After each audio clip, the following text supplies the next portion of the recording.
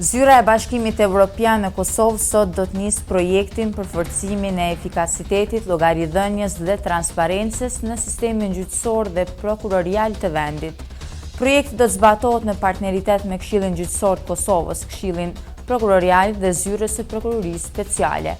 Projekti ka për qëllim përmirësimin, planifikimin dhe zbatimin e reformave gjyqësore, prokuroriale dhe rritjen e efikasitetit këshillave gjyqësor dhe prokurorial në Kosovë, duke përfshirë edhe prokurorinë speciale. Të paktën 700 persona në Kosovë janë të prekur nga tuberkulozi, duke e bërë vendin më të prekur nga kjo sëmundje në mesin e shteteve të rajonit dhe në Europë.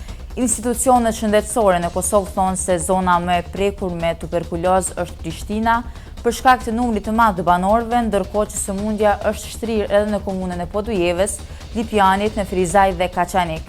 Sipas tyre, shkaktarët që çojnë tek sëmundja e tuberkulozit ndërlidhet me mjedisin, zhvillimin ekonomik dhe sidomos me kushtet dhe rrethanat e jetesës në vend. Në Universitetin e Thrakis në Edrenet të Turqisë ka filluar përgatitja e përmbajtjes së teksteve shkollore për lëndën e gjuhës shqipe dhe asaj bosnjake, të cilat nga viti i ardhshëm akademik do të futen si lëndë zgjedhore në shkollat turke. Plan programi mësimor i cili përfshin gjuhën shqipe dhe bosnjake, i përgatitur sipas protokollit të nënshkruar në vitin 2016 mes Ministrisë së Arsimit të Turqisë dhe Universitetit të Thrakis, ishte pranuar javën e kaluar nga Këshilli Turk i Arsimit dhe Disiplinës. Krye prokurori i Shteteve të Bashkuara të Amerikës Jeff Sessions bëri të ditur se do tërhiqet nga një hetim federal rreth ndërhyrjes së Rusisë në zgjedhjet e 2016 për shtëpinë e bardhë. Komentet e prokurorit të përgjithshëm vijnë në një atmosferë thirrjesh që ai të jepë të dorëheqjen ose të tërhiqej nga procesi i hetimeve rreth ndërhyrjes ruse në zgjedhjet e nëntorit. Sessions hodhi poshtë çdo aludim se ishte përpjekur të gënjente rreth kontakteve me rusët, apo edhe që u takua me zyrtar rus për diskutuar mbi fushatën elektorale.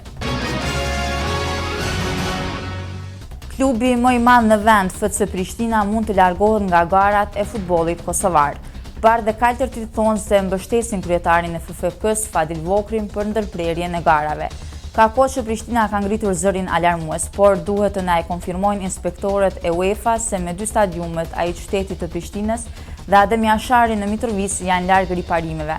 Stadiumi i qytetit në Prishtinë është duke u rinovuar edhe më ngadalë se hapat e Breshkës, kurse në Adem Jashari në Mitrovic as që ka filluar puna, thuhet në një komunikat të klubit.